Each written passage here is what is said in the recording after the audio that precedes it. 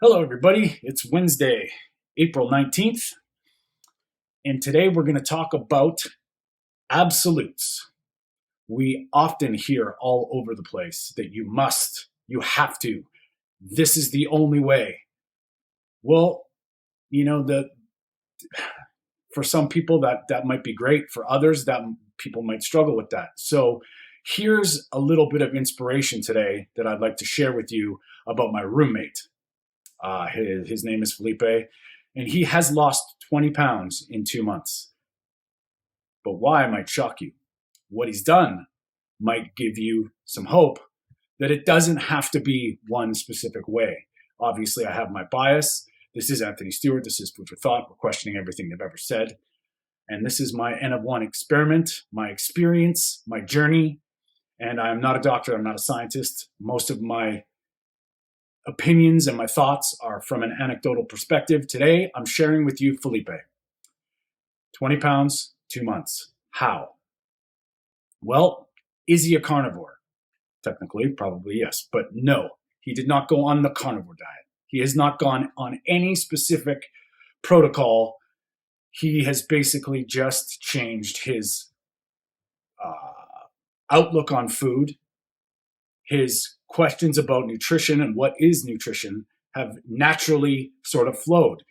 Now, I have people that I'm helping. I've people that I'm coaching. He is not one of them. He has moved in with me. And I guess through observing the way I do things, and he's 33, I'm 47.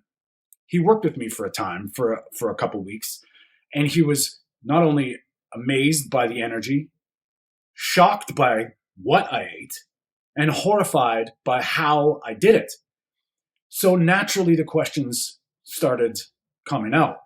How can you do this? What is this for? Are vegetables good for you? I don't believe you. And naturally, he, in what I think, and I'm going to try and get him on, and we're going to do an interview maybe in a couple months when he's, down another 10, 12 pounds. But natural curiosity, living with a carnivore, took him to a place where he started questioning what everything that he was taught by school, by his parents, by them. And through this 2-month period, it's been on his terms. I have not told him what to do. I have not laid down anything except for shown him and explained to him why I do things and what to prioritize on. And he has naturally come into a meat-based. He still eats broccoli, even though I shrug at him, but there's no judgment. I mean, he's his own man. And I'm not trying to mold him into anything, let alone because we live together. I didn't want to scare him away by you must and judging and being it. So you know what? He's naturally done. He's seen this happen. This is this guy who is older than me. And he's seen my, obviously through getting to know me, has seen my progression of what I used to look like, how I used to feel. And he's just naturally adopted a couple things that have changed his life dramatically. And the residual effects is him losing 20 pounds, arguably, of body fat. Now, he is active. He does have a physical, well, not necessarily a super physical job, but he moves around. He's not a sedentary behind a desk kind of guy, which is a great thing. So he's getting, you would say, normal exercise. But he has now naturally swayed with all our talks about sugar, vegetable oils, eating at home, come into his own sort of way of doing things. And yes, he still eats pasta, which I don't agree with, but whatever, that's his thing. He still, for the most part, will eat vegetables, which whatever, that's his own thing. But he's shifted his focus onto eating as much meat as possible and filling up his diet with fat and protein.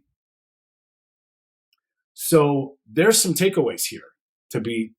Now, do you have to write down the protocol, count calories, count macros? Obviously not. And I mean, now there is some nuance and there is context. So this is maybe not right for everybody. This is just what's happening to him, an anecdotal perspective.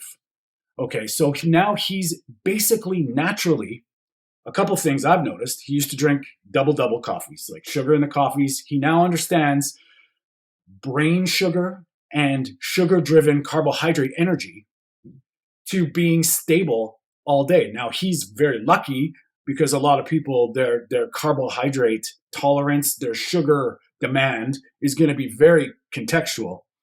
He has been able to go without eating and focuses on one meal a day.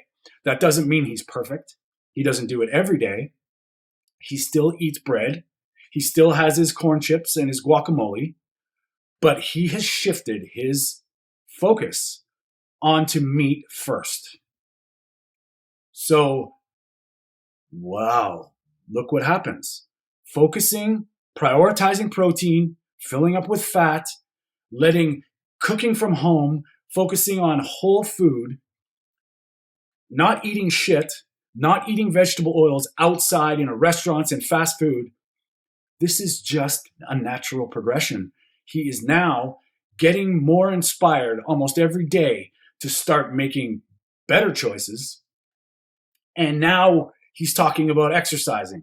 Now he's talking about, like, he hasn't been this lean since, his early adulthood. These are all the snowballing effects of what happens when you give your body the right nutrients. And I'm a firm believer in, this is my opinion. And I'm a firm believer in, you don't have to count calories. Do they matter? Well, there's arguments there, and which calories, it's simplified.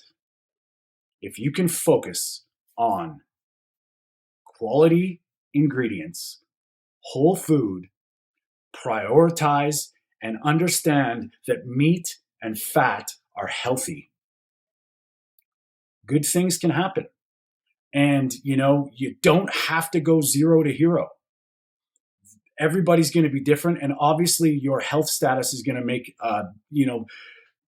some people have to, of course, but this is just a circumstantial residual effect of living with a carnivore and starting to understand that what you do and how you eat will affect your quality of life. And it might not be as dramatic as Felipe, but it is 100%, in my opinion, and through the people I've helped, when you make these decisions to let go of what you think you know and start focusing on what is potentially the issues, good things happen. Prioritizing protein, filling up with fat, whole food, local, seasonal, all these cliches make a difference. If you can start eliminating all the problems and you start doing better things more often, it can even out. Now, where Felipe goes from here, who knows? It's up to him. But he's now seeing the effects firsthand, and this is where it comes down to what our job is, your job is. All the people in the carnivore space, keep doing what you're doing. Keep leading by example. People will see it, and they will have no choice but to be compelled to make changes. It's not rocket science. It's actually not science. It's humanity. And you can argue all day long. Once you start cutting out the bad, hyperpalatable, ultra-processed foods, good things start happening. Then when you focus on nutrient density, bioavailability, gut health, you can start to reverse engineer what you need to do. So that's what I'm going to say today, guys. That's all I wanted to share. And please, you guys, you know what? I love the comments and I love talking with you guys. Please share a comment below. Let me know how you're doing. Let me know if there's if you found any inspiring stories, and maybe like this and share this with somebody that needs some inspiration. If we keep hammering this message home that you can take the power back, you can change your life, you can feel great every day. You don't have to be a victim of circumstance. be a victim of society. And you know what? It starts with sharing our stories. Stay strong.